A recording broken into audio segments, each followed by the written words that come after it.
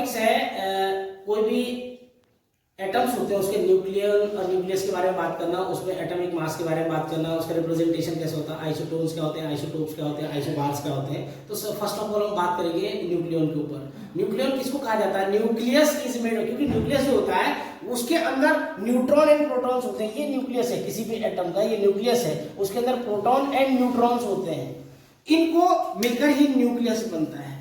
तो कह रहा है कि nucleus is made up of neutron and proton, each one is called nucleon. हर एक को न्यूक्लियन कहा जाता है। जो न्यूक्लियस के अंदर जो मटेरियल होता है that is called a nucleon. बहुत इजीएस्ट है कि nucleus is made up of neutron and proton, each one is called nucleus. अब आते हैं एटॉमिक नंबर के ऊपर।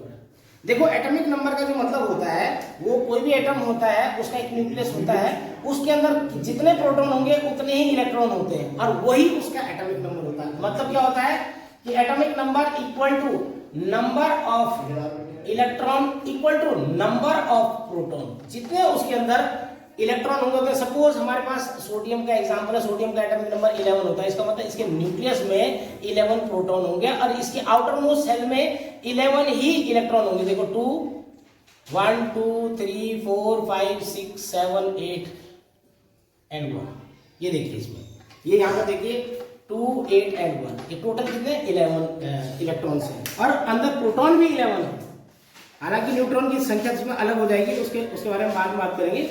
अब आते हैं atomic mass number. Atomic mass number का मतलब होता है, atomic mass number is a total number of nucleus such that proton and neutron, यानी कि इसके अंदर जो प्रोटॉन और न्यूट्रॉन है इनके कैलकुलेशन को, टोटल को हम क्या कहेंगे? एटॉमिक मास नंबर कहेंगे।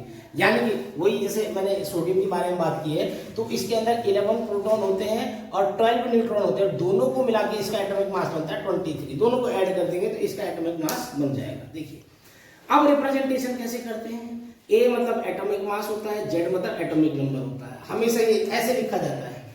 यहाँ पर जो नीचे की साइड होता है ये एटॉमिक नंबर होता है, ऊपर एटॉमिक मास होता है।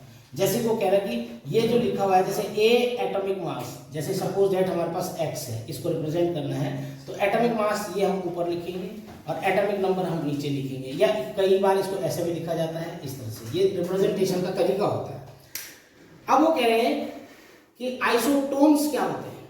आइसोटोन्स का मतलब होता है कि जिनके एटॉमिक नंबर और एटॉमिक मास, दो ऐसे एलिमेंट लेने हैं जिनके एटॉमिक नंबर और एटॉमिक मास में सेम डिफरेंस होता है। देखिए ये क्रिप्टन का एटॉमिक नंबर 36 है, एटॉमिक मास 86 है। रुबिडियम का 37 एटॉमिक नंबर है, 87 इसका एटॉमिक मास है। अगर इन दोनों का डिफरेंस देखेंगे 36 और 86 का, ठीक है, तो यहाँ पर 50 आएगा, और इन दोनों का डिफरेंस देखेंगे तो 50 आएगा। मतलब ऐसे दो एलिमेंट जिनके एटॉमिक नंबर और एटॉमिक मास में सेम डिफरेंस होता है, दैट इज कॉल्ड आइसोटोन। ठीक है ना, यानी कि neutron are same of two elements. जब उसमें न्यूट्रॉन सेम हो जाते हैं तो वो आइसोटोन्स कहलाते हैं। मैं एक बार फिर समझा देता हूं कि जब एटॉमिक नंबर और एटॉमिक मास के बीच में सेम डिफरेंस होता है दो एलिमेंट के बीच में, तो इनको आइसोटोन्स कहा जाता है। आइसोटोप्स, अब आइसोटोप्स के बारे में बात करें। आइसोटोप्स क्या होते हैं? आइसोटोप्स जिनका एटॉमिक नंबर सेम होता है बट एटॉमिक मास डिफर करता है, डिफरेंट। एग्जांपल है इसका 1H1 1H2 1H3। अब यहां पर देखना, मैंने आपसे कहा होगा कि जो एटॉमिक नंबर होता है वो जो प्रोटॉन्स या इलेक्ट्रॉन के नंबर के इक्वल होता है। जो प्रोटॉन और इलेक्ट्रॉन जो भी होते हैं वो एटॉमिक नंबर होता है। तो देखो इसमें तीनों में एटॉमिक नंबर सेम।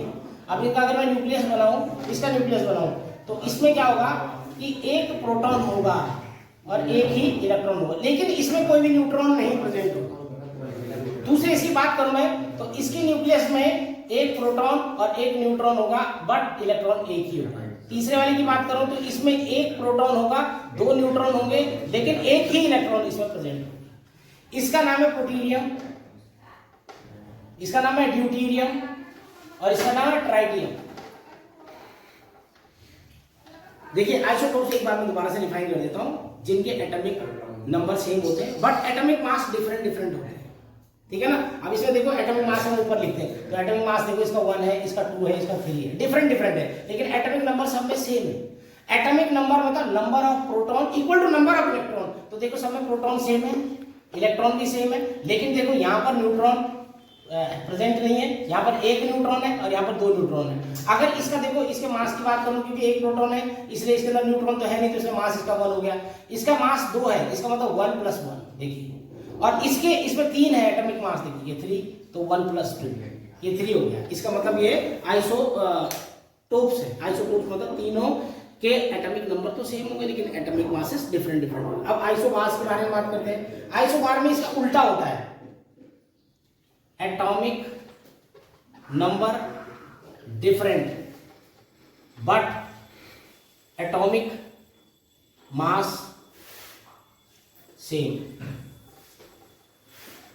एग्जाम्पल जैसे 18 आर्गन 40, 19 पोटेशियम 40 और 20 कैल्शियम 40। यहाँ देखिए एटॉमिक नंबर डिफरेंट है सब में, लेकिन एटॉमिक मास सब में सेम है। यही फर्क होता है आइसोटोप्स और आइसोबार्स में। आइसोटोप्स में एटॉमिक नंबर सेम होते हैं, आइसोबार्स में एटॉमिक मासेस सेम होते हैं। आइसोटोप्स में जो एटॉमिक मासेस होते हैं वो डिफरेंट डिफरेंट होते हैं, लेकिन इसमें क्या होता है एटॉमिक नंबर डिफरेंट डिफरेंट होते हैं। बस यही दोनों में डिफरेंस होता है आइसोटोप्स और आइसोबार्स में। इसके एग्जांपल भी मैंने दिखा दिए।